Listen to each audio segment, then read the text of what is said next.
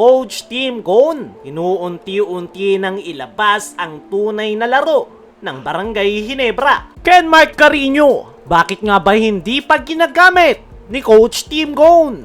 Sa ngayon ay maraming Barangay Ginebra fans ang nagtataka kung bakit nga ba hindi pa rin ginagamit ni Coach Tim Cone itong kanilang panibagong big man na si Ken Mark Carino. Kahit pa problemado sila sa front court position, especially ngayon na injured at hindi makapaglalaro si Japet sa dalawang crucial game ng Ginebra this upcoming Friday at Sunday.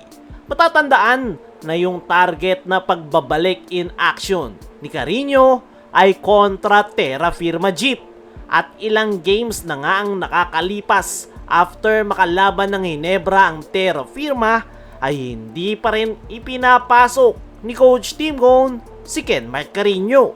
Kaya naman, ano ba talaga ang dahilan kung bakit hindi ito nakakakuha ng playing time kay Coach Tim Cone? Ang sagot ay hindi pa ready si Ken Mark Carino.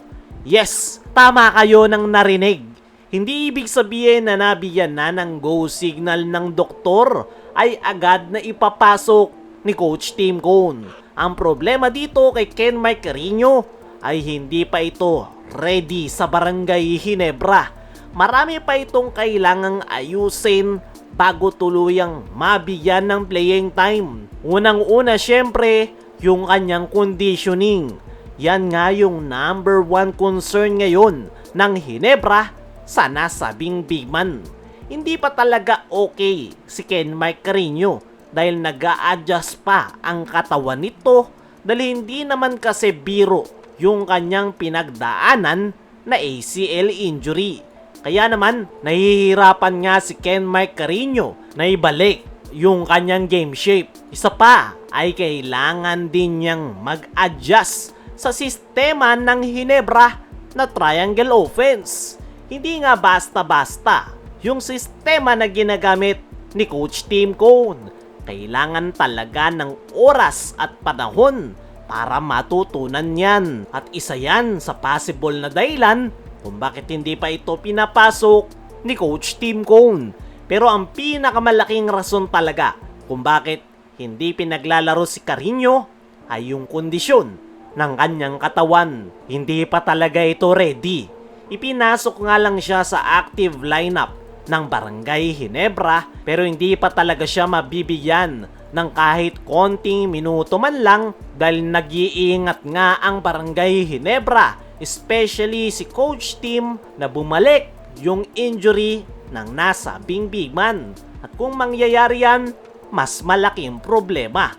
Kaya naman, hindi nagmamadali si Coach Tim. Patunay na lang yung huling laro ng Ginebra kung saan napakalaki ng kanilang kalamangan. Garbage time na at ipinasok yung mga bench players ng Ginebra. Nakapasok ang lahat maliban na lang kay Ken Mark Carino. At isa lang ang ibig sabihin yan, hindi pa talaga ito ready na magbalik in action. Pero naniniwala ko mga chong na magagamit at magagamit rin ni Coach Tim Cone itong si Ken Mark Carino. Talagang nag-iingat lang ang Ginebra coaching staff dahil hindi biro yung kanyang injury. At once na maging 100% na talaga si Carino, ay malaki ang may tutulong nito sa frontcourt rotation ng Barangay Ginebra, lalo na't isa ito sa possible na papalit once na magretiro na si Japet Aguilar. Kaya mga chong, ano ang masasabi nyo na hindi pa ginagamit ni Coach Tim si Ken Mark Carino? I-comment mo lang dyan sa ibaba. Samantala, Coach Tim Cone, inuunti-unti nang ilabas ang tunay na laro ng Barangay Ginebra. Patapos na nga ang elimination round at napaka-importante ng mga remaining games ng Barangay Ginebra. At mukhang inuunti-unti na nga ni Coach Tim na ilabas ang tunay na laro ng Barangay Ginebra. Dahil ayon sa kanyang naging huling interview ay magsisimula pa lang daw talaga ang tunay na laro ngayong Commissioner's Cup. Patapos na nga raw ang elimination round at ine-expect ni Coach Tim Cone na mas magiging mahigpit na yung kompetisyon sa PBA. Kaya naman, inihahanda na nga raw ni Coach Tim ang kanyang kupunan at hanggat maaari ay kailangan na daw nilang mag-focus at i-activate ang kanilang playoffs mindset. Naniniwala ko mga chong na hindi pa natin nakikita yung full potential ng Ginebra at makikita natin yan sa mga susunod na laro ng Ginebra.